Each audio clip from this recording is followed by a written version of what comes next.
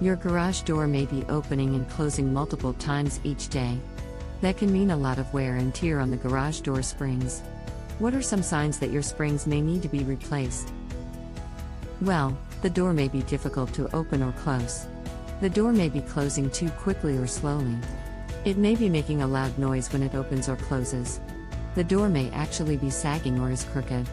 Or, you might see gaps between the coils of the springs. It's a good idea to have your springs professionally checked every few months for signs of wear and tear. A professional can inspect for signs of rust and corrosion. They can gauge the tightness of the springs and listen for unusual noises that are signs of trouble to come.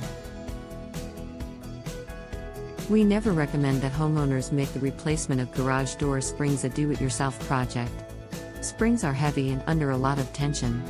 Over 7,500 people are pinched by garage doors each year, according to the National Injury Surveillance System, mostly when doing spring replacement. Replacing a garage door spring is a complex project requiring professional skills and tools. It is far too easy for an inexperienced person to be seriously injured. Turn to Affordable Garage Door throughout the Phoenix area for A to Z garage door maintenance and repair services. We're always here to help you with any garage door issue.